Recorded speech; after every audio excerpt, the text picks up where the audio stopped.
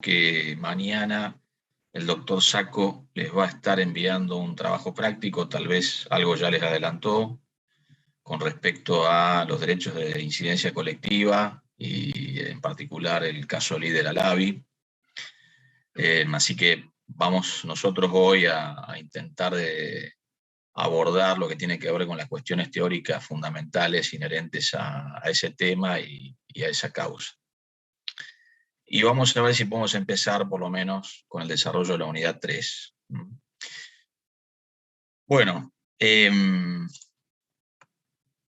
retomando lo que tiene que ver con la unidad 1, nosotros brevemente vamos a hacer alguna referencia a lo que tiene que ver con el gobierno abierto. Yo no me acuerdo si algo habíamos dicho con respecto al gobierno abierto, la última clase que dieron conmigo. Me parece que no. Me parece que no. Sí, me parece que algo dijimos con respecto a la buena administración, que en la República Argentina y en particular, en realidad en Latinoamérica, ¿no? Y en particular en la República Argentina, el principio que en Europa continental se denomina de buena administración y buen gobierno, aquí se denomina de la tutela administrativa efectiva. Algo de eso dijimos, ¿no? ¿Sí? Bien. Bueno, así ya eso lo damos por abordado. No sé si algo señalamos con respecto al gobierno abierto, ya que veo que hay gente que tiene ahí abiertos sus apuntes. Me parece que no. Profe, vos lo había mencionado con el tema del gobierno digital también, pero no lo habíamos abordado. Ah, hice alguna referencia breve. Bueno, a ver, yo les había dicho que yo siempre les pongo a disposición un artículo de mi autoría en el grupo cerrado de Facebook, de lo que es la Comisión 9 de Derecho Administrativo del plan anterior, del plan 2012. Creo que la mayoría de ustedes ya ha sido aceptado o aceptada en ese grupo. Si no, envían la invitación y no hay ningún inconveniente, se los acepta. Allí van a poder encontrar con mayor desarrollo, porque nosotros lamentablemente tenemos muy poco tiempo, en este cuatrimestre es una clase por semana, es poquísimo, pero bueno, tratamos de dar lo fundamental. Allí van a encontrar, digo, con mucho más desarrollo, obviamente, lo que tiene que ver con el gobierno abierto, además de lo que significa hablar de gobierno digital al día de hoy, pero puntualmente, con relación al gobierno abierto, lo que tenemos que saber es que, en rigor de verdad, es un imperativo para la República Argentina llevar adelante, a partir de sus órganos de gobierno, los órganos de gobierno, tanto a nivel nacional como a nivel provincial y municipal, políticas que se centren en la participación de la ciudadanía. Y que, como dice Amartya Sen, de nacionalidad india, premio Nobel de Economía, se genere lo que se da en llamar la apertura de un camino de doble vía, un sendero de doble vía. ¿Qué sería eso de la doble vía? Por un lado, el camino que tiene que habilitar la propia administración pública para que la ciudadanía tenga un espacio cierto y concreto para participar en lo que tiene que ver con la construcción, la ejecución y el control de las políticas públicas. Y por otro lado, que la ciudadanía, ante la existencia de ese camino, ese sendero que habilita la administración, verdaderamente se involucre en lo que tiene que ver con la referida construcción, ejecución y control de las políticas públicas. Y para que se involucre, el Estado, la administración pública, tiene que verdaderamente empoderar a la ciudadanía, tiene que, de alguna manera, motivar, tiene que hacerle ver que su opinión va a ser efectivamente tenida en consideración. Después la administración pública, por supuesto, no necesariamente va a tener que seguir los lineamientos que la ciudadanía en todos y cada uno de los casos entienda que son los más convenientes, porque por algo existe un sistema de democracia representativa en el que la ciudadanía elige a sus representantes, y ellos son los que se entiende que estarían en mejores condiciones como para analizar cuáles serían las políticas públicas a construir, ejecutar, en aras de la satisfacción del interés general, pero sí que ante la existencia de esos espacios de participación ciudadana, el Estado le brinde a la ciudadanía toda la información que ella requiere, que ella necesita para poder participar debidamente de esos espacios, poder brindar su opinión o posición con previo acceso a, repito, la información necesaria para ello, con datos verdaderamente útiles que requiera para poder, reitero, llevar adelante una intervención sólida, cada uno de los integrantes de la ciudadanía que tiene interés en participar de determinada convocatoria, y luego que la administración pública y el Estado haga una devolución a la ciudadanía de lo que ella ha puesto de manifiesto, que podrá ser suyo o no el Estado, pero es importante que indique las razones por las cuales o bien ha tomado en consideración especialmente las sugerencias vertidas por la ciudadanía en esos espacios de participación, o en su caso que indique por qué razón no lo ha hecho. Por supuesto, para eso no hace falta que se escriba un tratado, ni mucho menos, pero sí es importante que exista lo que se llama la debida deferencia por parte de la administración, que no es otra cosa que una devolución a la ciudadanía con respecto a lo que fue su intervención y sus eventuales propuestas en torno a la construcción o al diseño de políticas públicas. En la República Argentina existen antecedentes de espacios de participación ciudadana, en particular en la provincia de Santa Fe y en la ciudad de Rosario, y por lo menos existían, en la ciudad de Rosario siguen existiendo. Estoy hablando en concreto de la herramienta denominada presupuesto participativo, que se viene ejecutando tanto, reitero, en Rosario como también en la ciudad de Santa Fe. Es cierto, eso hay que decirlo, la ciudad de Santa Fe también viene previendo esta herramienta de participación ciudadana hace años. Y en la provincia de Santa Fe existía esta herramienta, una herramienta de participación ciudadana relevante, que incluso obtuvo, mejor dicho, carta de ciudadanía normativa en el decreto que regula el procedimiento administrativo en la provincia de Santa Fe, el nuevo régimen de procedimiento administrativo, que fue aprobado en el año 2015, que ya lo van a estudiar más adelante, por decreto 4174 de ese año 2015, que son las llamadas asambleas ciudadanas. Las asambleas ciudadanas, por lo menos, se llevaban adelante en el periodo 2008-2019, ahora entiendo que no se utilizan más como herramientas de participación de la ciudadanía, y les puedo asegurar que cuando uno comentaba esto en la ciudad de Buenos Aires, en distintos eventos académicos, los más grandes miraban con cara de ¿qué está diciendo este señor? ¿Qué es eso de brindar semejantes espacios de participación a la ciudadanía, ¿no? Para que se siente a conversar con un gobernador, con un ministro, con una ministra, con un secretario, con una secretaria, acerca de lo que entiende mejor para su localidad.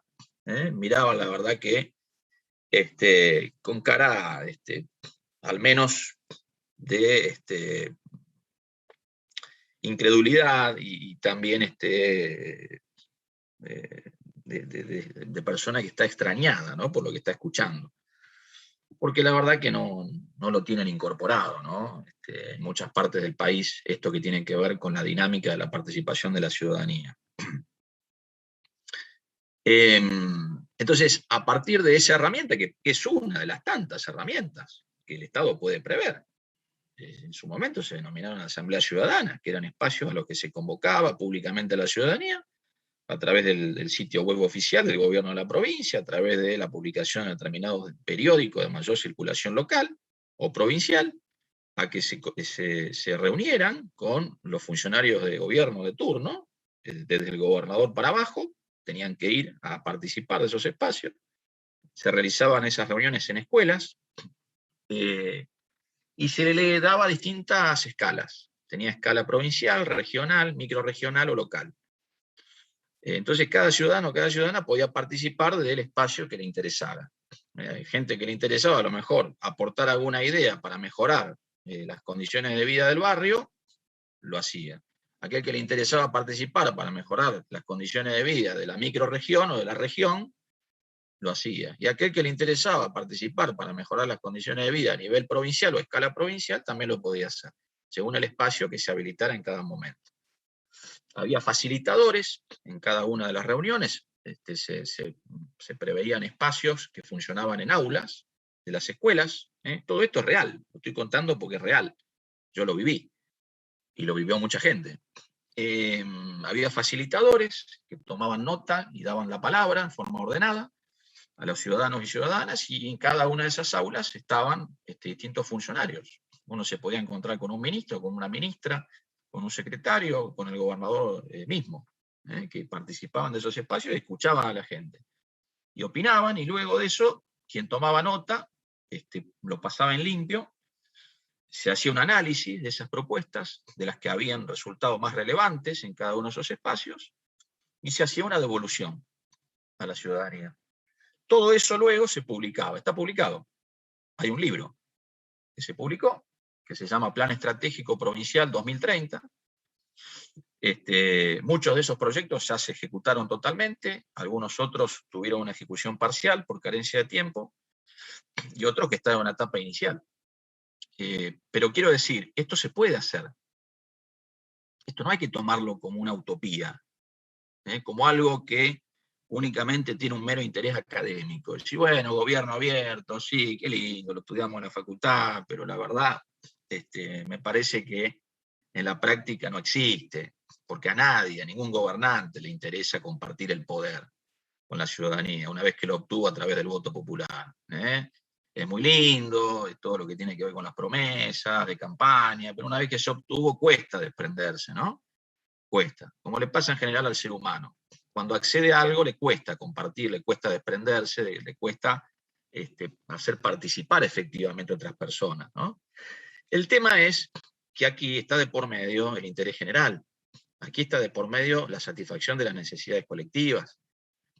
Y en una sociedad tan complejizada y tan multidimensional en cuanto a el abordaje de los problemas que lamentablemente tiene la misma, se requiere humildad y se requiere escuchar activamente a todos los ciudadanos y a todas las ciudadanas. Porque estoy convencido, en particular, que el vecino del barrio es el que más conoce cuáles son las necesidades más acuciantes de ese barrio. ¿Qué pasa o qué no pasa ahí? Por más que el intendente o la intendenta o el secretario de gobierno, quien sea, obviamente haya recorrido la ciudad, esté en condiciones de, desde ya, de aportar ideas y eventuales soluciones, hay que siempre trabajar de cara a la ciudadanía. Esos son modelos que se denominan de democracia de proximidad o de democracia semidirecta. Todo esto tiene que ver con el gobierno abierto. Tiene que ver con el gobierno abierto. Y yo les decía que la República Argentina incluso tiene el deber de facilitar estos espacios de participación ciudadana. Fíjense, estoy buscando acá ese artículo que les comentara de mi autoría, que bueno, la verdad tuve el honor de que fuera publicado en una revista internacional de París. Les decía que la República Argentina, y esto surge de ese artículo, oportunamente suscribió determinados tratados internacionales en virtud de los cuales, reitero, se obligó a generar espacios de participación ciudadana. Y estoy hablando, entre otros instrumentos internacionales que suscribió nuestro país, de la Carta Iberoamericana de Participación Ciudadana en la Gestión Pública, Carta Iberoamericana de Participación Ciudadana en la Gestión Pública. Esa carta data del año 2009,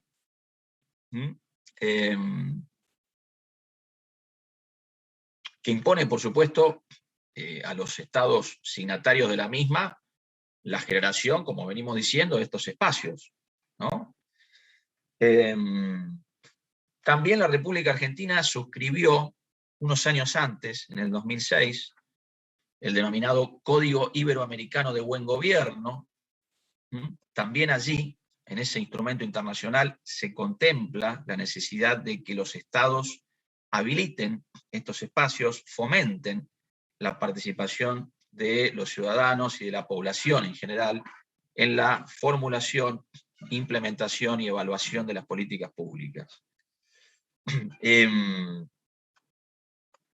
El gobierno abierto, para terminar, porque la verdad que podríamos decir muchísimo más, a mí es un tema que me apasiona, sinceramente.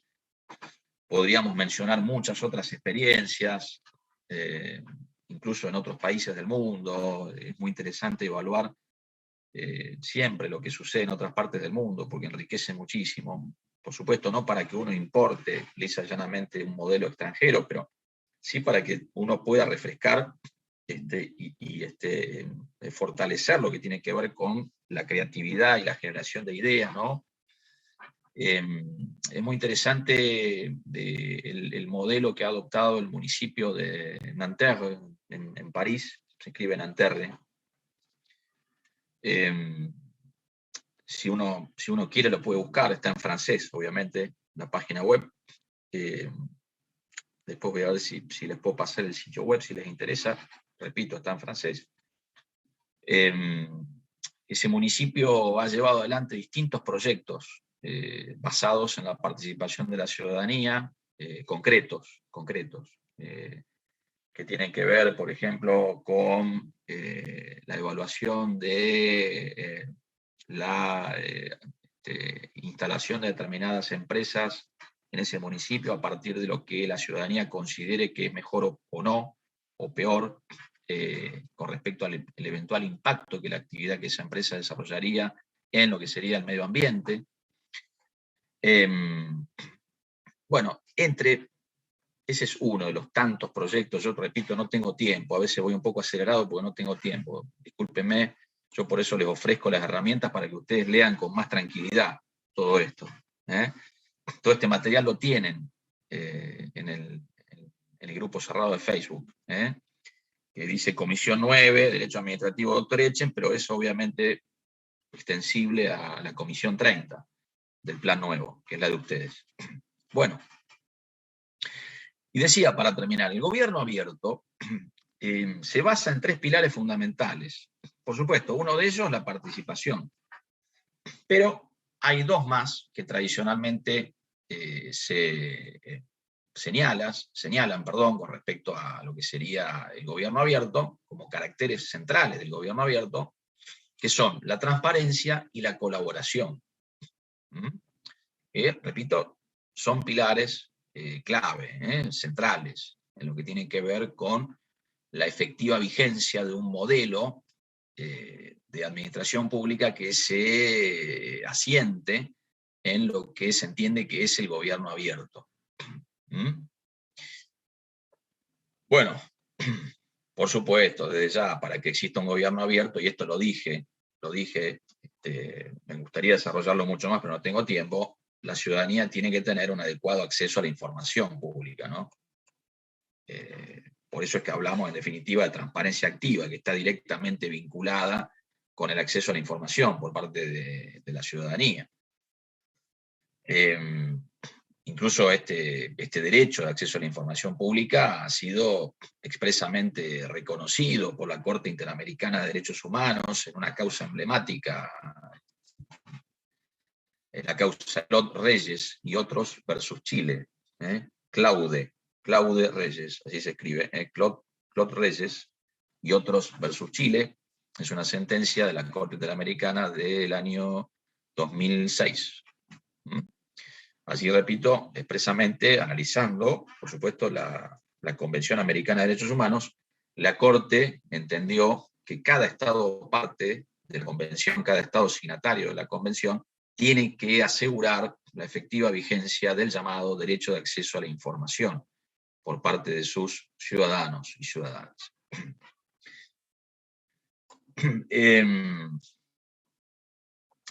Bueno, también les pido, por favor, que esto lo vean en este articulito que yo humildemente les pongo a disposición, que se titula Democracia Deliberativa y Gobierno Digital. Lo tienen subido al grupo de Facebook.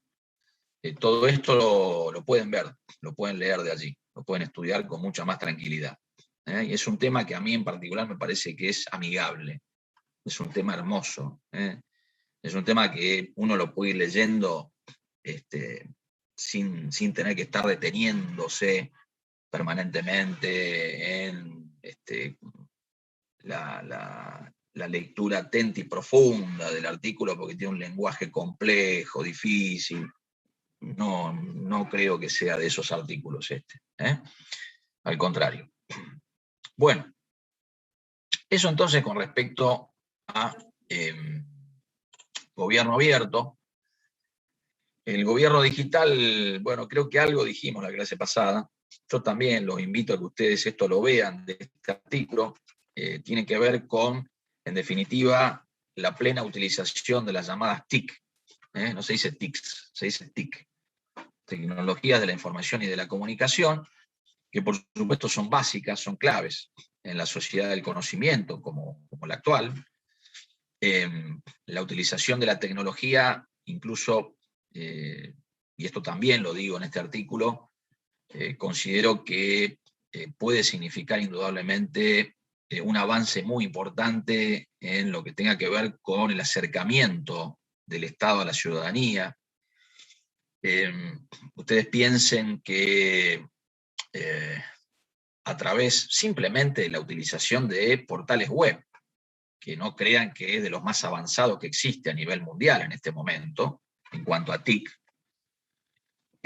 pero fíjense que a través de la simple utilización de alguna herramienta prevista en un sitio web, un portal web de un Estado, de un gobierno en particular, la ciudadanía puede desde su casa o de donde esté realizar determinados trámites que lo acercan o la acercan al Estado y que anteriormente, en la era papel propiamente dicha, era imposible pensar que una persona de su casa pudiera completar algún trámite administrativo sin necesidad de acudir a una oficina pública.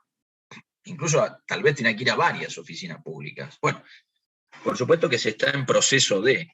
Alguien me dirá ahí, doctor, pero la verdad, yo cada vez que tengo que hacer un trámite, generalmente tengo que ir a una oficina pública, porque sí, algunas etapas del trámite las puedo finalizar online, pero otras son presenciales. Bueno, sí, es cierto, se está avanzando.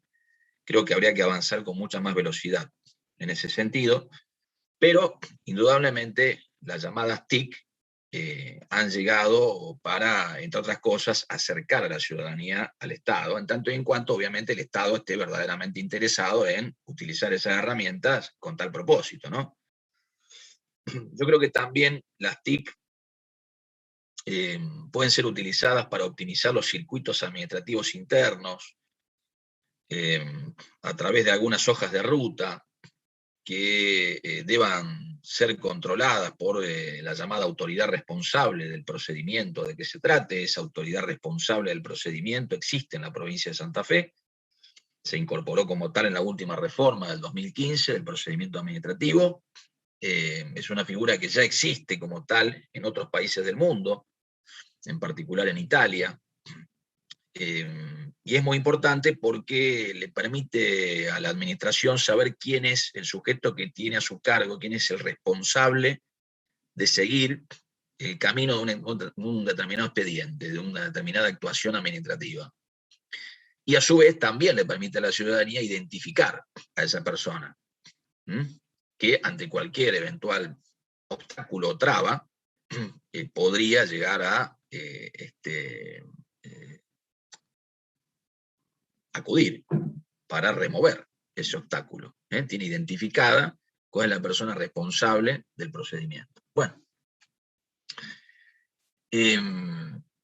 entonces las TIC seguramente ayudarían y mucho para la mejora, la optimización de los cauces internos de la administración. Y eso redunda en la mejora de la eficacia de la administración y la eficiencia de la administración.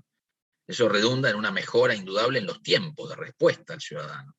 Cuando usted obtiene un trámite administrativo mucho más claro, previsible, controlable a través de las TIC, porque la autoridad responsable del procedimiento tiene que controlar a menudo que lo que prevé esa hoja de ruta electrónica se cumpla, que se respeten los tiempos. Entonces, todo eso favorece claramente la optimización del quehacer de la administración y en definitiva redunda en beneficio de la ciudadanía, que es el fin último que persigue o debe perseguir, mejor dicho, toda administración pública, todo gobierno, que es trabajar para mejorar la vida de la ciudadanía. Eso nunca, nunca hay que olvidarlo. Nunca hay que olvidarlo. Y lamentablemente, muchas veces quienes trabajan en el Estado se olvidan de eso. Se creen que son el Estado mismo. Se creen que el Estado es un fin en sí mismo, o se creen que el Estado existe para servirlos a ellos, y que ellos o ellas muchas veces le están haciendo un favor al ciudadano o ciudadana. Y es al revés. Es al revés. Son servidores públicos. Están al servicio de la ciudadanía. Y quien no entienda eso, no debería estar en condiciones de ingresar al Estado. Porque carece, a mi modo de ver, de idoneidad. Uno de los aspectos que hacen a la idoneidad, yo creo que tiene que ver con eso. Indudablemente. Y cada vez más. Cada vez más. Y no es menor esto. No es menor. Porque usted, cuando tiene empatía por la ciudadanía, por la gente que va a hacer un trámite, cuando usted la atiende como corresponde, después le dirá sí o no, porque no siempre va a corresponder a hacer lugar a lo que se pide. A veces puede que sí, a veces puede que no. Lo importante es que usted lo diga con respeto, con empatía, que trate de explicar lo que sea necesario a la persona, para que pueda transitar con el mayor éxito posible por ese camino tan engorroso que es el de la administración pública. Y si después corresponde que se le diga que no, se le dice que no. Y se explica por qué. Se motiva. Se dice verdaderamente por qué. Se dice que no y listo. O se dice que sí, en tiempo útil, en un plazo razonable. No sirve que se tome 5 años la administración para resolver si le otorgan un permiso de uso de un bien del dominio público. Por ejemplo, a un señor que quiere instalar un carrito de venta de Pororó, se le toma 5 años la administración para decirle sí o no. La verdad, señor, no sirve. Sí, ese señor quiere trabajar, quiere vivir de eso. Si usted se demora 5 años, una empresa que quiere instalarse en alguna localidad, si usted también se demora mucho más de lo que corresponde, y esa empresa se va a otro lado. No puede estar esperando que la administración resuelva su trámite en 5 años, 3 años, 2 años. Bien, y detrás de eso hay fuentes de trabajo y desarrollo también, eventualmente, para la localidad. En tanto y en cuanto, obviamente, no perjudique el medio ambiente, todos los estudios que hay que hacer previamente. Pero esto lo digo a título de ejemplo. Yo podía dar miles de ejemplos, miles y miles, de los más comunes, de los más pequeñitos. Desde cuando usted va a rendir un examen para el carnet de conducir, a usted lo tienen que tratar bien, como corresponde, no denigrar. A nadie se debe denigrar en ningún ámbito de la vida, a ningún ser humano. A nadie. Y si se considera que no aprueba, que no está para aprobar, se le dice, mire señorita, señor, usted la verdad no aprobó, por esto, por esto y por esto, tiene que conseguir un nuevo turno. Y podría dar tantos ejemplos, tantos ejemplos. Hay que tratar bien, porque es un deber que tiene. No es una facultad, es un deber que tiene todo empleado público, que es un servidor público. Y si no lo hace, ojo, y eso tenemos que saberlo nosotros, y nosotras como futuros abogados y abogadas, está incumpliendo el estatuto aplicable al personal. Es una falta administrativa la que está cometiendo. Y se le podría iniciar un sumario administrativo. Entonces, ustedes dirán, ¿esto tiene que ver, doctor, con lo que estamos...? Sí, tiene que ver. Tiene que ver con una concepción nueva de la administración. Tiene que ver. Tiene que ver. Una administración de puertas abiertas, una administración humilde, una administración dispuesta a escuchar, dispuesta a construir soluciones a partir de lo que pueden aportar distintos estamentos de la sociedad civil, la ciudadanía misma, otras administraciones públicas, porque los problemas son cada vez más complejos y requieren un abordaje serio y multidimensional.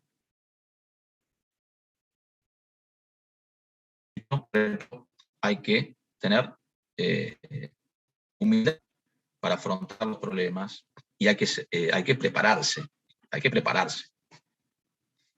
Si usted quiere afrontar un problema, tiene que estudiar previamente cómo lo va a afrontar. Y después cuéntele a la ciudadanía qué es lo que va a hacer. Hay que prepararse. Escuchar, estudiar, tener experiencia de gestión previamente, como pasa en cualquier orden de la vida. Como le pasa al abogado o a la abogada en lo suyo, como le pasa al médico o a la médica, se prepara, se va preparando. No es que nace de un día para el otro, de repente, súbitamente se presentó porque se le ocurrió ser abogado o abogada. Voy a ser abogado o abogada porque alguien me dijo que me conviene. Porque gano dinero, se equivoca, porque la verdad que no es nada fácil, pero apunta a eso, sin evaluar además si tiene vocación o no tiene vocación, dejémoslo aparte eso, ¿no? Pero no es así, se tiene que formar usted. Y eso que estamos hablando de un interés particular, que tiene impacto en la sociedad, obviamente. Tiene un impacto profundo en la sociedad, ¿no? Pero bueno. Esto que, sí. ¿Puedo decir una pregunta que tengo? Sí, claro, por supuesto, claro que puede. Está diciendo. Es un gusto, la idea es esa, que ustedes participen. Está relacionado, pero por ahí capaz que al principio no se encuentra la relación, pero ¿cuándo salió el principio de que el empleado público goza de estabilidad? Porque y lo que pasa es que eso surge de la Constitución Nacional. Porque yo, acompañado a lo que usted está diciendo, profe, noto que el empleado público, como dice, bueno, yo estoy estable, hago lo mínimo indispensable y lo atiendo así nomás a la gente. Y mire, ¿quiere que yo le diga algo? Se lo digo sobre la base de mi propia experiencia. Es triste cuando la ciudadanía, y con razón, muchas veces, porque tiene razón la ciudadanía, cuando habla mal del empleo público, cuando tiene un concepto negativo del empleo público. A mí me da tristeza porque yo sé que hay mucha gente, hay muchos empleados que trabajan mucho y trabajan muy bien, porque a mí me consta, yo lo viví eso. Y es gente muy valiosa. Pero lamentablemente, como pasa en casi todos los órdenes de la vida, hay gente que no lo hace, hay gente que no tiene ganas de trabajar, hay gente que no atiende bien al ciudadano, y esa gente es la que en definitiva termina generando una imagen negativa de la administración. Y aparte, lamentablemente no son pocos tampoco. Profe, con eso que dice la Constitución no los pueden sacar y están ahí. Bueno, pero por eso es que yo le decía, es que más allá de que tengan estabilidad, esa estabilidad cede, y eso lo vamos a estudiar, se estudia cuando se aborda lo que tiene que ver con la función pública, el contrato de función o empleo público. Esa estabilidad cede cuando se comete una falta eventualmente grave que da lugar a la aplicación de una sanción expulsiva, como serían la cesantía y la exoneración. Por más que usted tenga estabilidad, si usted comete una falta grave y se comprueba que cometió esa falta grave, obviamente con apego a derecho, ¿no? Con debido resguardo del derecho de defensa, del debido proceso adjetivo, con todas las garantías que corresponden, pero se comprueba que usted cometió esa falta grave, y bueno, señor, usted se tiene que ir. Usted se va de la administración. Usted no sirve para estar en la administración pública. Porque quien trabaja en la administración está gestionando el interés de toda la sociedad. No está gestionando un interés propio, particular. ¿Y qué razón tiene de ser ese principio que consagra la Constitución? ¿Por qué? Y mire, ¿Sabe lo que pasa? Hay varias razones que son realmente valederas. En primer lugar, se trata de favorecer la existencia de lo que se llama una carrera administrativa. Que la persona que ingresa a la administración pueda ir desarrollándose, que pueda ir profundizando los conocimientos que va adquiriendo, que la propia administración pública también se enriquezca de la experiencia que va teniendo esa gente, esas personas, ¿no? que van trabajando en la administración durante años. Lo que se llama la carrera administrativa. Imagínense lo que sería para la administración pública si cada un año o dos tuviera que estar cambiando totalmente su planta de personal. Yo les aseguro que no es nada fácil gestionar el interés público. No es fácil. Y no es lo mismo que gestionar una empresa, ¿eh? No es lo mismo. No tiene nada que ver. Uno puede ser muy exitoso gestionando una empresa, pero eso no se traslada automáticamente a la gestión del interés público, ¿eh? Porque hay muchos otros elementos que deben confluir al momento de la gestión del interés público. Por empezar, su vocación. Si usted tiene un chip, una formación de empresa privada, yo no lo estoy cuestionando, en absoluto, todo lo contrario, es absolutamente legítimo. Pero, ojo, porque la administración pública es otra cosa. Usted está para servir a la gente, no está para servir a una empresa. Como si uno dice, bueno, yo asimilo Estado a empresa. No, el Estado no es una empresa. Pero bueno, esto, a ver, yo repito, estos son temas apasionantes. Yo me quedaría hablando horas y horas. Lo que pasa es que no tenemos tiempo. Y no me quiero extender más de la cuenta. No, está bien, profe. Quería nomás consultarle sí, eso. Nomás quería consultarle eso, está bien. No, pero está perfecto, al contrario. Y yo le agradezco su consulta porque la verdad a mí me hace bien. Me gusta que ustedes tengan vocación por participar, que les interesen los temas que nosotros desarrollamos. Al contrario, a mí me pone muy contento. ¿Qué más quiero yo? Y esa es la idea, además. En la moderna pedagogía, la idea es que el conocimiento se construya sobre la base de la participación activa de ustedes. Bueno, por eso yo simplemente les pongo a disposición algunos artículos. Esto lo pueden leer de muchos autores, ¿no? Y fíjense que vinculado con esto también nosotros tenemos otro puntito de esta unidad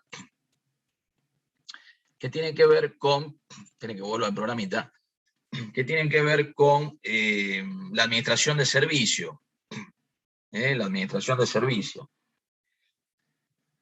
Básicamente, nosotros podríamos decir que la gestión del interés general por parte de la administración pública admite fundamentalmente dos modelos. Y con respecto a esto también tienen otro articulito de mi autoría que está subido a ese grupo.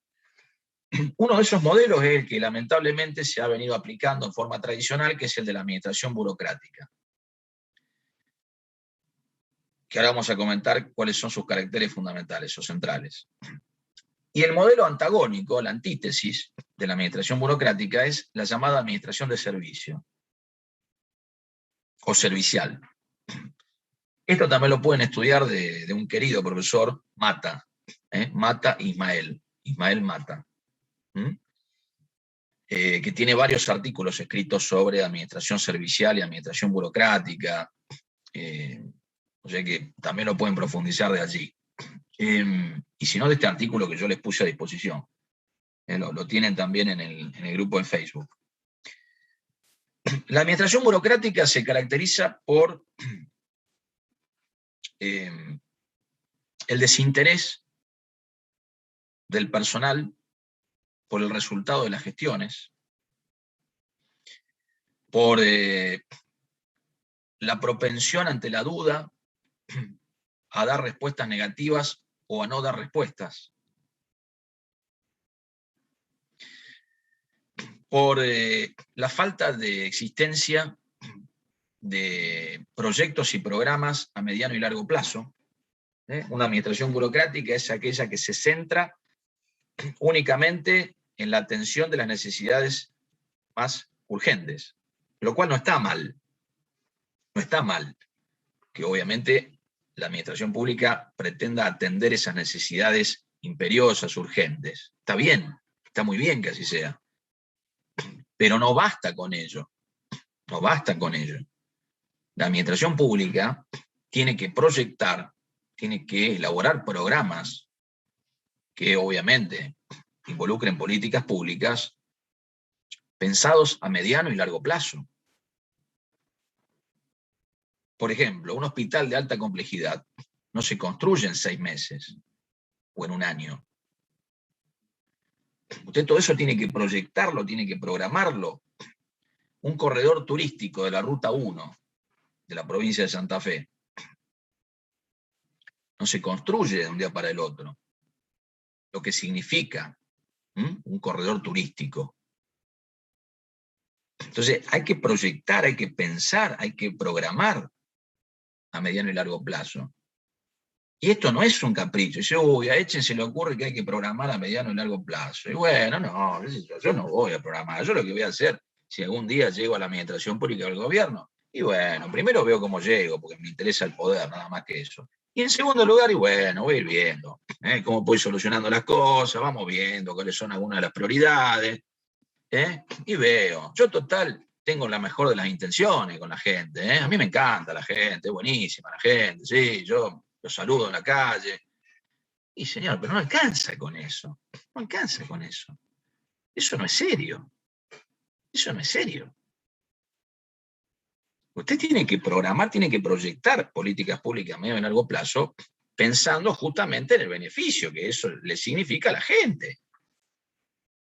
Porque ese pensamiento pensado a mediano y largo plazo, formulado, mejor dicho, para hablar con propiedad, a mediano y largo plazo, impacta o va a impactar de lleno la calidad de vida de la gente. Si usted no proyecta, ¿cómo va a ser para construir un hospital de alta complejidad? ¿Cómo va a ser? ¿Cómo va a ser para fortalecer el sistema de seguridad, el sistema penitenciario? Sobre la marcha. Y vamos viendo, qué sé yo. Ahora parece que la gente se enojó con esto, vamos por acá. Después se enoja con lo otro, vamos por acá. No es así. No somos serios. Eso no es ser serio. Y todo esto tiene que ver con nuestra materia. Tiene que ver con el modelo de administración que se adopte. Indudablemente. Entonces, estas son características las que yo he señalado de un modelo de administración burocrática. A diferencia de lo que acontece con lo que decíamos es el modelo antagónico, que es el de la administración servicial o de la administración de servicio, que se caracteriza justamente por lo opuesto. Por no solamente atender las necesidades más urgentes, sino la construcción de programas y planes a mediano y largo plazo, por interesarse en los resultados de cada gestión. No le da lo mismo a una administración servicial que se le responda en tiempo y forma a un ciudadano o que no se le responda. O que se le solucione el problema o no. No es que no le da lo mismo, le importa, le interesa la respuesta que se le vaya a dar al ciudadano. Es una concepción diferente de administración pública. Ya el mismo nombre lo está diciendo. Servicial. Servicial. De servicio. Que tiene que ver, si ustedes estudian la etimología del término, de la expresión administración pública, tiene que ver con eso. Tiene que ver con eso. Usted dice, ¿qué tiene que ver la administración pública con eso, doctor? Y tiene que ver administración, en latín, administrare. Ministrare, servir. Ad a. Servir a el público. Servir a la gente. Eso es administración pública. Muchas veces parece que es al revés. Parece que los que trabajan en la administración pública se sirven de la gente. Parece que fuera al revés. Parece que fuera un favor que le hacen a uno. Una vez va a un espacio público, parece que se siente que le están haciendo un favor. Parece que está molestando porque va a pedir algo que le corresponde. Cualquier trámite. No sé si a usted le ha pasado. Parece como uno La verdad, discúlpeme, sino que venga, tiene que decir. Discúlpeme que lo moleste, que está tomando el mate. Discúlpeme, pero yo necesito el DNI, ¿vio? O necesito el carnet de conducir, vengo a rendir, vengo... no sé si les pasa, pero digo, es tan triste eso, ¿no? Tan triste. Así como hay gente que es muy buena. No hay que ser injusto, ¿no? No hay que ser injusto. Es como todo. Hay gente que es muy buena también. Bueno, pero debería ser moneda corriente eso. Si se incorpora este chip de la administración servicial, debería ser lo común, lo habitual. Y que la administración haga un seguimiento también. Bueno, entonces, esto también, yo los invito, por favor, las invito a que lo vean de algunos de los artículos que yo he compartido en ese grupo. No, el artículo a que yo refiero no es un artículo largo. Una consulta. No es un artículo Una consulta. ¿Usted se acuerda cómo se llama este artículo? El artículo, ¿usted sabe que estaba tratando de pensar eso? Espéreme, a ver, un segundito. Voy a ver si lo puedo encontrar acá.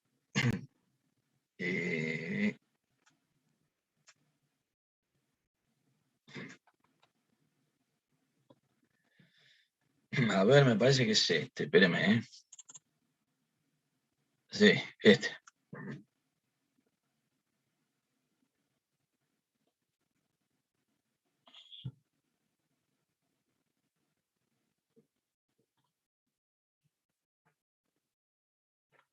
Está titulado Los nuevos paradigmas del procedimiento administrativo hacia una administración servicial y cooperativa. Gracias. De nada.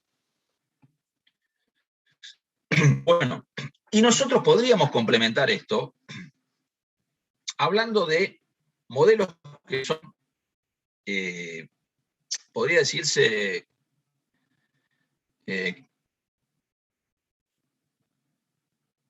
o están claramente vinculados a estos que acabamos de mencionar, que son absolutamente antitéticos, ¿no? Administración burocrática, administración servicial. Y estoy hablando de los modelos de administración cooperativa, por un lado, o el modelo de administración cooperativa, por un lado, y el modelo de administración imperativa, por el otro. Esto también lo tienen en este artículo. No sé si alguien está entrando al grupo para que me diga si lo encuentra. Lo van a encontrar, porque vieron que uno puede buscar por documentos, creo. Si busca por documentos, ahí tiene todos los archivos subidos. Pues bien, hay un autor español que, a mi modo de ver, realiza un abordaje muy interesante con respecto a lo que él entiende por administración imperativa por un lado y administración cooperativa por el otro, que es el profesor Barnés, Javier Barnés. Lo tienen en este articulito.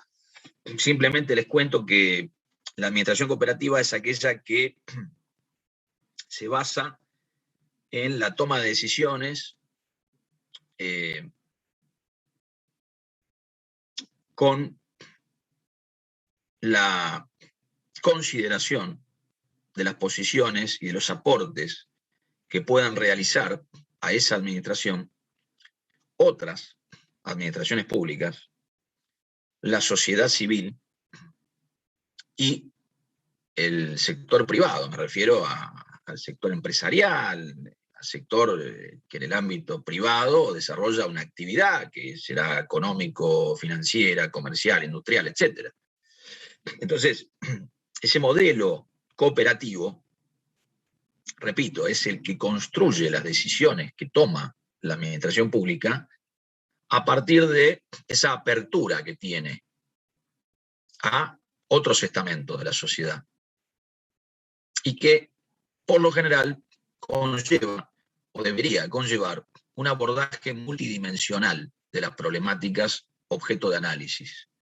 O sea, a través de distintas dimensiones, distintas ciencias, distintos enfoques, distintos perfiles.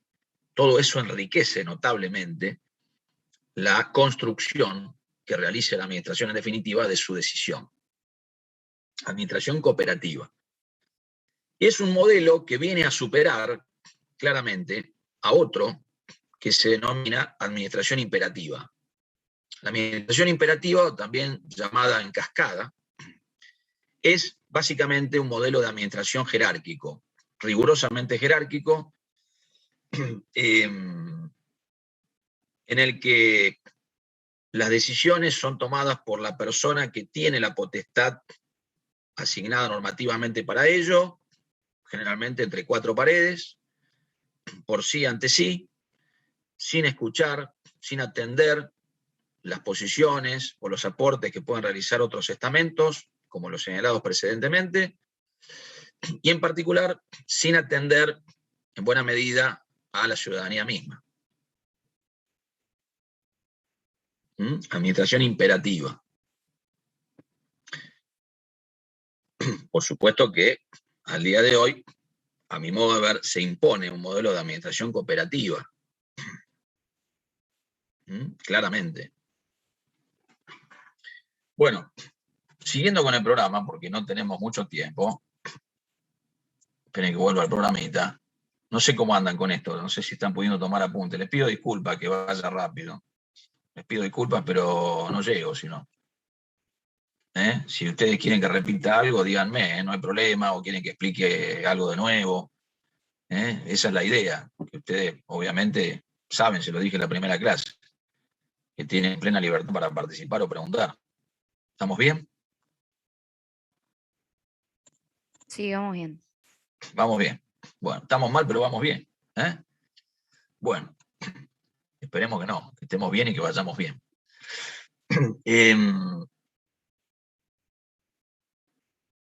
Bueno, vamos a... Yo voy, si usted me permite, voy a alterar el orden de los puntos, los últimos puntos de la unidad 1. Voy a desarrollar a reloj seguido el punto 5, porque quiero que ya lo tengamos visto. Atento que el doctor Saco mañana les va a seguramente enviar un trabajo práctico para que realicen con respecto a los llamados derechos de incidencia colectiva. Entonces vamos a abordar este punto 5 y después también vamos a avanzar con el punto 4, que es muy importante. El punto 5 alude al particular en sus relaciones con la administración.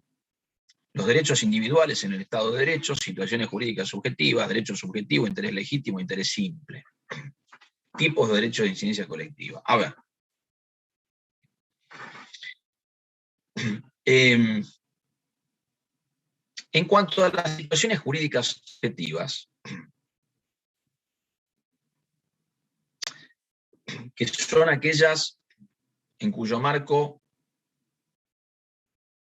el ciudadano o la ciudadana tiene determinadas facultades con relación a la administración pública, tradicionalmente admiten una triple clasificación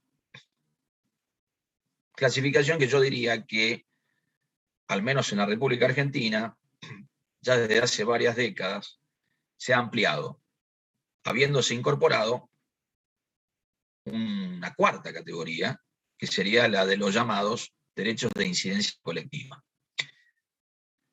Con respecto a las 3 categorías tradicionales que se vienen estudiando en relación a las situaciones jurídicas subjetivas, tenemos que mencionar, en primer lugar, al derecho subjetivo, en segundo término, al interés legítimo, y en tercer lugar, al interés simple. Estas categorías las tienen expresamente indicadas en el programa, ustedes. Si alguien tiene a mano el programa, va a ver que esto está expresamente consignado en ese punto 5.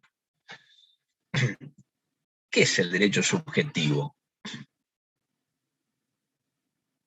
Uno diría, bueno, la verdad, doctor, ya a esta altura de la carrera, quédese tranquilo, yo ya sé lo que es el derecho subjetivo. No hace falta que me lo vuelva a explicar. Bueno, ¿qué es el derecho subjetivo?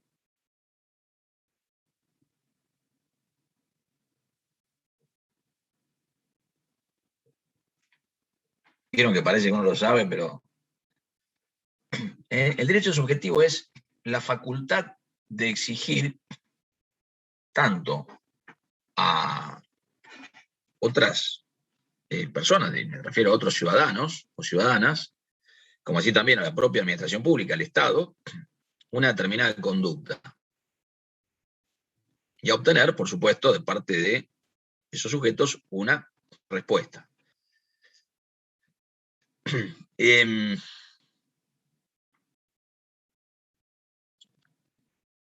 el caso del derecho subjetivo, el interés que detenta a la persona, que titulariza ese derecho subjetivo, se caracteriza por la situación de exclusividad que el orden jurídico le otorga con relación a pedir o exigir a otro una determinada conducta. Esa facultad, el orden jurídico entiende que la detenta el sujeto en situación de exclusividad. En cambio, el interés legítimo, y después les voy a dar un ejemplo, quédense tranquilos, tranquilos. El interés legítimo es aquel que detenta también, obviamente, una persona que habilita a pedir o exigir de otras una determinada conducta, pero no ya en situación de exclusividad, sino en una posición de concurrencia con otros sujetos. El orden jurídico no le otorga esa facultad en situación exclusiva y excluyente, o al menos exclusiva, sino que se la confiere en concurrencia con otras personas. Y el interés simple es aquel que detenta a toda persona por su sola condición de tal, en aras de la preservación y el efectivo cumplimiento del principio de legalidad.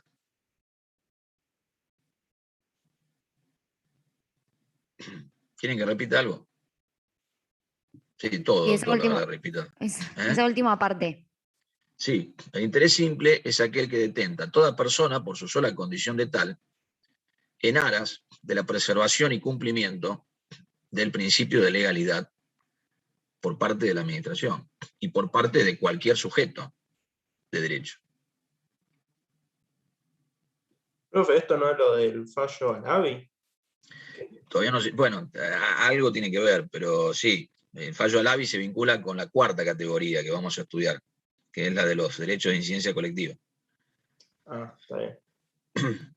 Que lo van a ver particularmente en el práctico que les va seguramente a brindar mañana al doctor Sacco. Bueno, fíjense, ejemplos. Los ejemplos siempre son muy buenos porque ayudan a entender.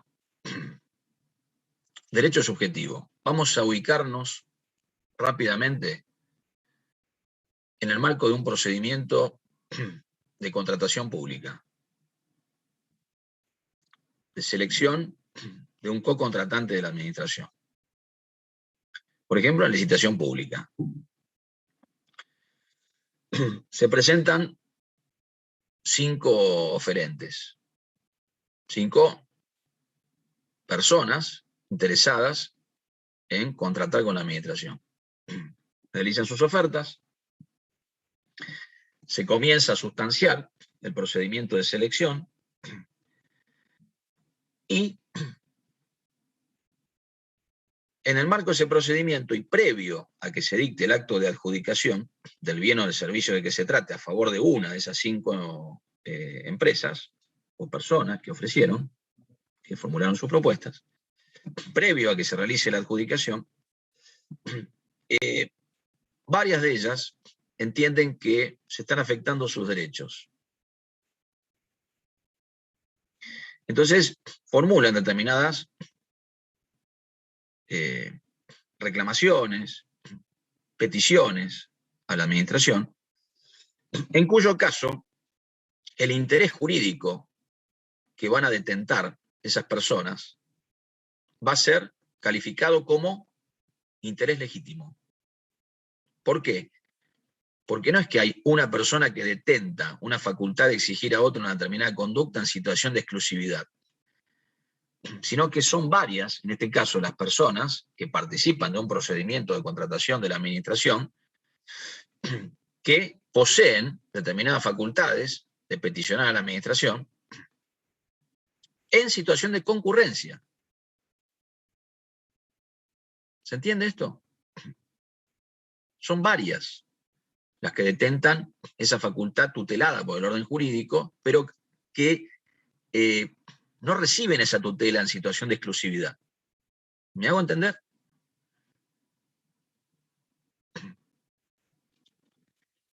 En cambio, cuando en un procedimiento de contratación pública la administración adjudica el bien o el servicio de que se trate a un tercero, ese tercero al que se le adjudican esos bienes y servicios, en el caso en el que pretenda formular algún tipo de petición a la administración o de cuestionamiento al obrar de la misma, lo va a hacer en calidad de titular, no ya de un interés legítimo, sino de un derecho subjetivo. ¿Por qué? Porque va a detentar esa facultad en situación de exclusividad. Bien, hay un adjudicatario. De esas 5 empresas que habían ofrecido, o que habían formulado sus propuestas, se adjudicó a una. Bien, esa empresa a la que se adjudicó va a detentar un derecho subjetivo con relación a las peticiones o cuestionamientos eventualmente que ésta entienda que corresponde que realice para con la administración con relación a alguna de sus conductas. Y el interés simple es el que tenemos todos, todos nosotros, todas nosotras, por el solo hecho de ser ciudadanos o habitantes de la República Argentina. De formular alguna petición, formular alguna presentación, que no necesariamente tiene que traducirse en una petición a la administración, en aras de la preservación del principio de legalidad. Cuando se advierte que se está llevando adelante alguna conducta que resultaría violatoria del principio de legalidad, cualquier ciudadano pueda noticiar a la administración de ello, para que la administración obviamente actúe en consecuencia y haga respetar la legalidad, el principio de legalidad. Un interés simple. Bueno, y ahora sí, nos adentramos en lo que tiene que ver con esta cuarta categoría que se ha introducido hace ya algunas décadas, que se relaciona con los llamados derechos de incidencia colectiva. Estos derechos de incidencia colectiva que sabemos que a partir de la reforma constitucional de 1994 han tenido recepción en el artículo 43, segundo párrafo. El artículo 43, segundo párrafo, alude a el llamado amparo colectivo, a diferencia de lo que acontece con el amparo individual, primer párrafo. Son vías procesales que puede emplear cualquier ciudadano o ciudadana en defensa de sus derechos y garantías de rango constitucional, en los términos que obviamente están previstos en ese artículo. Recuerden ustedes que la acción de amparo, en forma previa al 94, tenía recepción legal en el orden nacional con la 16986 y en la provincia de Santa Fe con la 10456. Pero el artículo 43 vino a introducir varias modificaciones no menores. Pero bueno, eso es materia ajena a lo que estamos dando nosotros en este momento. Sí lo menciono porque, repito, ese artículo 43 le otorga, si se me permite, carta de ciudadanía constitucional a esta categoría de situaciones jurídicas subjetivas que se han dado en llamar derechos de incidencia colectiva.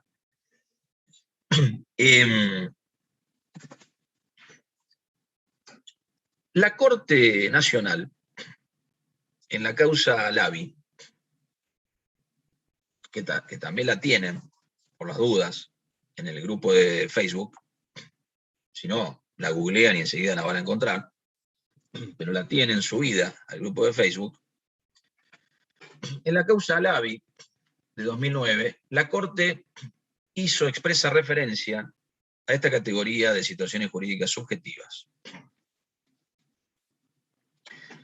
Alavi, bueno, ya lo van a ver en el práctico que den con el doctor Sacco. Yo les comento muy brevemente. Alavi era un abogado que promovió una acción de amparo solicitando la inconstitucionalidad de determinada normativa nacional.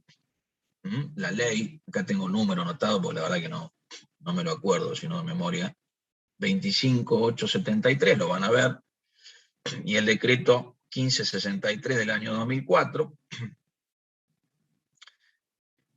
ya que consideró que se violaban los derechos y garantías que la Constitución Nacional obviamente le confiere a cualquier ciudadano argentino, incluso a cualquier habitante de nuestro país, sin ser ciudadano o ciudadana, en los artículos 18 y 19 de la Constitución, ya que esa ley y ese decreto autorizaban la intervención de las comunicaciones telefónicas y por Internet sin que la ley determinara con claridad y precisión en qué casos y con qué justificativos se podía realizar dicha intervención. Me fueron siguiendo, de todas formas lo van a ver esto, lo van a ver en el práctico. Yo se lo adelanto rápidamente. Y por lo tanto, lo que él argumentó a Alavi, Ernesto, colega nuestro, de ustedes el día de mañana, si es que aprueban esta materia, ojalá que la aprueben, ya lo estoy estudiando como abogado y abogada ustedes. Bueno. Lo que él alegó es que constituía una intromisión a el derecho a la privacidad y a la intimidad, por un lado, en su condición de usuario del servicio de telefonía o del servicio de Internet,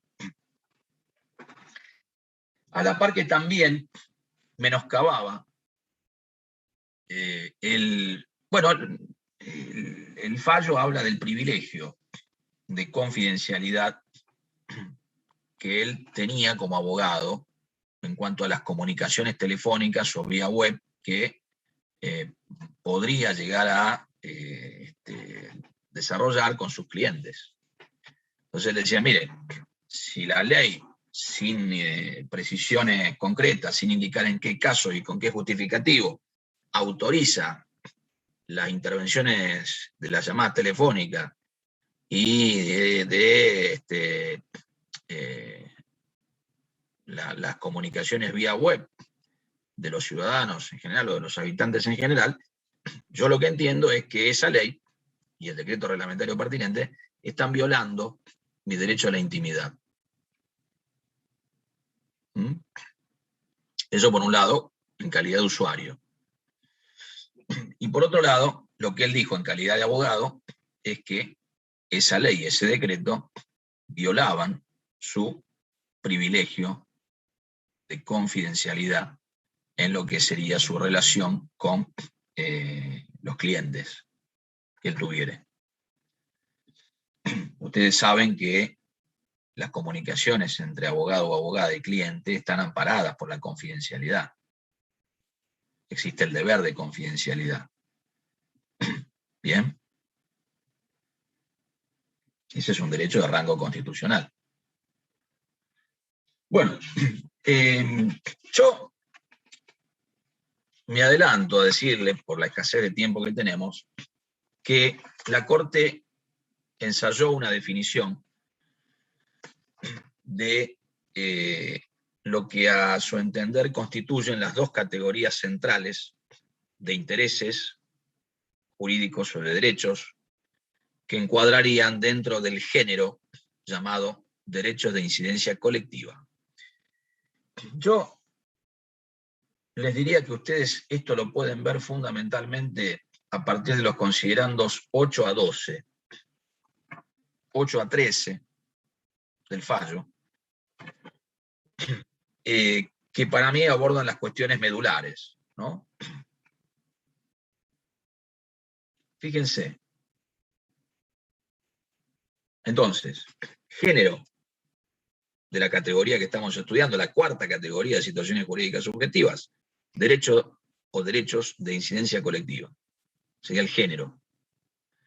Especies de derechos colectivos, sacamos una flechita, derechos colectivos, por un lado, intereses individuales homogéneos, por el otro. La Corte define, ya lo van a ver, tanto los derechos colectivos como los intereses individuales homogéneos.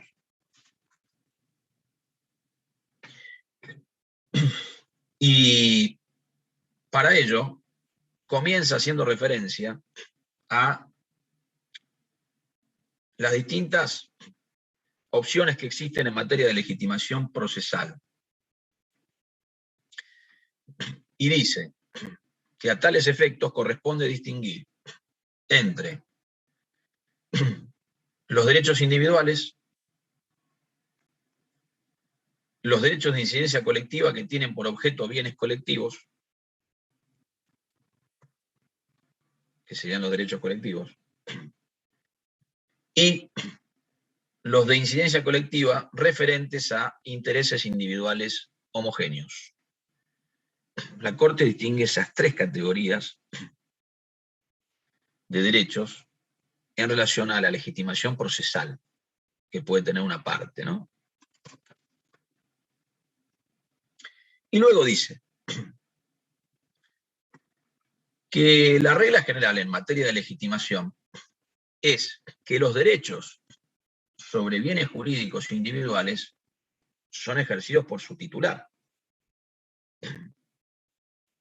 Repito, los derechos sobre bienes jurídicos individuales son ejercidos por su titular.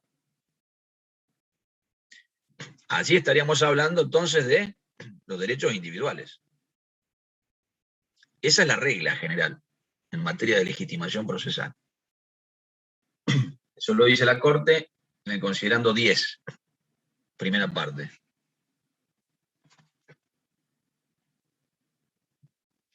Bueno, yo no voy a desarrollar lo que tiene que ver con esos derechos individuales en el marco de la LABI, porque lo van a ver ustedes seguramente en el práctico.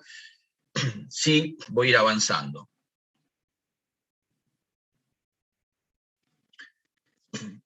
Con respecto a los derechos de incidencia colectiva, la Corte reitera los dos tipos que existen con respecto a los mismos. El primero de esos tipos es aquel que tiene por objeto la tutela de un bien colectivo.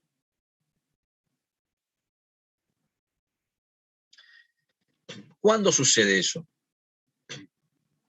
Cuando ese bien pertenece a toda la comunidad, siendo indivisible y no admitiendo exclusión alguna.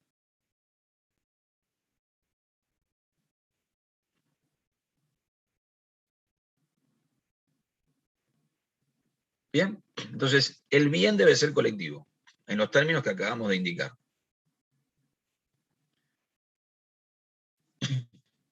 Además de eso,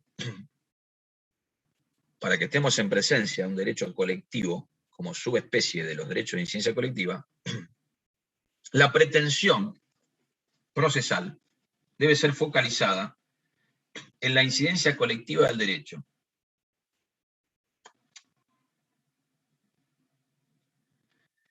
O sea, se debe enfocar no sobre la incidencia que podría llegar a tener exclusivamente en el patrimonio de un individuo, sino su dimensión colectiva. ¿Me van siguiendo? Estoy resumiendo, Estoy resumiendo porque si no, no llegamos. Y que a su vez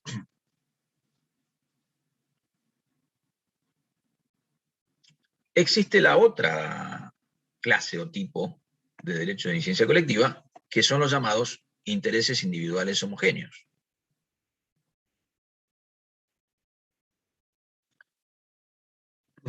Y dice la Corte, tal sería el caso de los derechos personales o patrimoniales,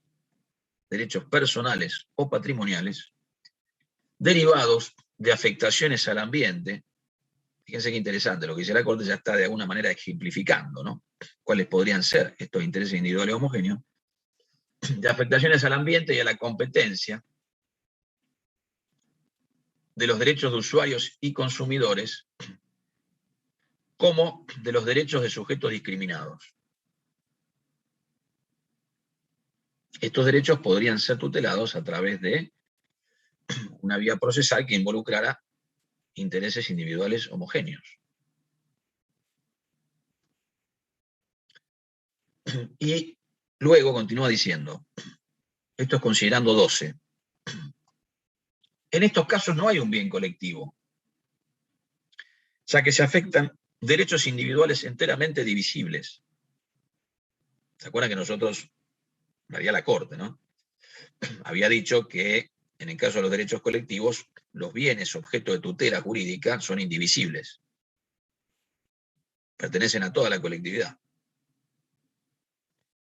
Pues bien, en este caso, en el supuesto de los intereses individuales homogéneos, pero individuales, como el mismo nombre lo indica, estamos en presencia de derechos individuales enteramente divisibles. Sin embargo, y esto es muy importante, hay un hecho único o continuado que provoca la lesión a todos ellos. Y por lo tanto, es identificable una causa fáctica homogénea. Hay una causa fáctica homogénea. Hay una causa de hecho, existe un hecho que es común a una pluralidad de sujetos que ostentan derechos individuales. Por eso se habla de causa fáctica homogénea. Se aplica en forma homogénea a un grupo de personas. Se le aplica en común a todos ellos o a todas ellas. Ahora le voy a dar un ejemplo después. Ahora bien, además de existir esa homogeneidad fáctica, también existe homogeneidad normativa, en razón de que se aplica un cierto plexo jurídico normativo, también de manera común u homogénea, a esa pluralidad de individuos.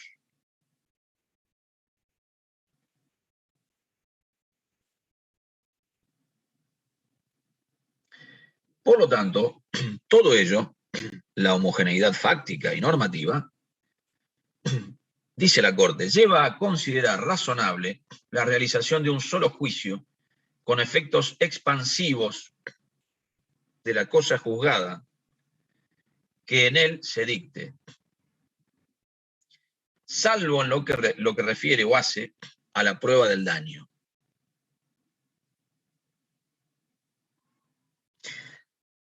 Yo les voy a dar un ejemplo. Y por razones de tiempo me voy a remitir a lo que vean luego en el práctico con el doctor Sacco. Y en realidad, para dar el ejemplo, voy a hacer una pregunta. ¿Sería posible que una partida de lavarropas hubiera resultado defectuosa? ¿O de heladeras?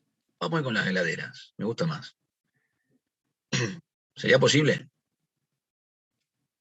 que una empresa que fabrica heladeras haya sacado al mercado una partida defectuosa? ¿Sería posible eso? Sí, por supuesto. Pasa. Y podría pasar que ese defecto le ocasionara perjuicios a quienes han comprado las heladeras. ¿Sí o no? Sí. Digo, En las heladeras se conservan, entre otras cosas, alimentos. Muchas veces perecederos. En realidad los perecederos son los que generalmente se colocan en la heladera, ¿no? También muchas veces se pueden conservar medicamentos. ¿Por qué no? Si no funciona la heladera, se pierde ese producto. ¿Mm? Más allá del prejuicio que de por sí le ocasiona a una persona no contar con la heladera que compró, ¿no? Que pagó. En ese tipo de casos, hay una pluralidad de individuos que ostentan un derecho individual en el marco de su relación de consumo con la empresa que les proveyó la heladera. Sí, todos los que compraron la heladera. Por supuesto. Esas personas, ¿qué tienen? ¿Un derecho individual o un derecho colectivo? Individual. Individual. Individual. Hay un interés individual que es tutelado por el orden jurídico, fundamentalmente a partir de la Ley de Defensa del Consumidor. ¿Hay una causa fáctica común u homogénea? Sí. Sí, por supuesto. El defecto de todas las heladeras de esa partida. Esa es la causa fáctica común. Hay una homogeneidad normativa, se va a aplicar a todos esos casos un mismo plexo jurídico normativo. ¿Qué les parece? Sí, la ley de defensa del Y consumidor. sí, y sí, entre otras, pero fundamentalmente la Ley de Defensa del Consumidor, la 24240 y modificatoria. Entonces, ¿podríamos decir nosotros que estamos en presencia de intereses individuales homogéneos? Sí, claramente. Y por lo tanto, ello ameritaría la realización de un solo juicio, con efectos expansivos de la cosa juzgada, como lo dijo la Corte. ¿Mm?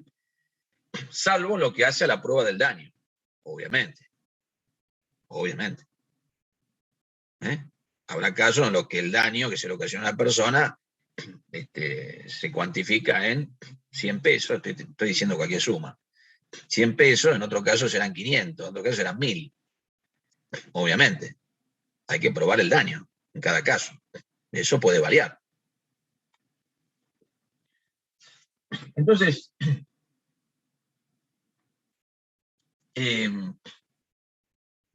la Corte admite la posibilidad de que se inicie un solo juicio. Y fíjense que en definitiva la Corte termina introduciendo un tipo de acciones judiciales muy comunes en el derecho norteamericano que se conocen como class actions, acciones de clase. Debo decirles, para ir terminando con este punto, que lamentablemente, y esto lo dice la Corte en el fallo, les pido que lo lean atentamente, no existe legislación, no existe en el derecho positivo argentino una regulación expresa de los intereses individuales homogéneos o de las llamadas acciones de clase, como sí existe en el derecho comparado. La Corte hace referencia a antecedentes de otros países y por lo tanto la Corte ha considerado conveniente, hasta tanto se llene ese vacío por imperio constitucional, de dictar algunas acordadas. Así, la Corte ha dictado la acordada 32 de 2014, en virtud de la cual se ha creado el registro de procesos, registro público de procesos colectivos. ¿Para qué? Para evitar que haya juicios con resultados contradictorios cuando exista esta homogeneidad fáctica y normativa, ¿no?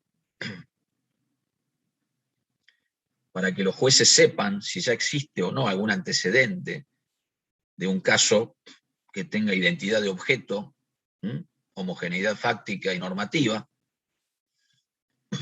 y por lo tanto evite la intervención de un nuevo juez que podría dictar una sentencia distinta al que ya está interviniendo.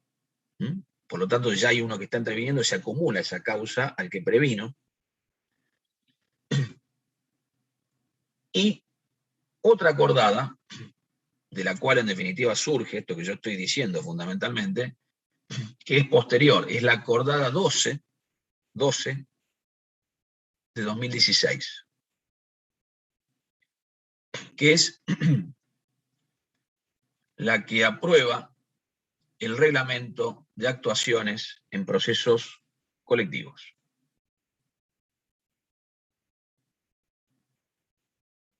¿Bien?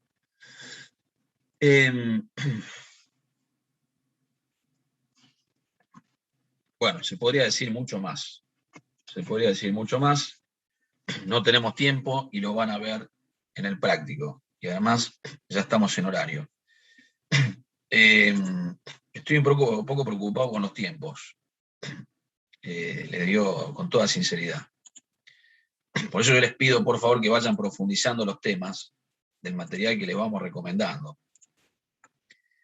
Si bien la próxima clase que tengan conmigo, vamos a terminar en la primera parte del punto 4, yo les diría que eso lo vayan viendo de cualquier autor, sobre todo de Marienhof, si pueden, o de Casagne, la clasificación de la actividad administrativa.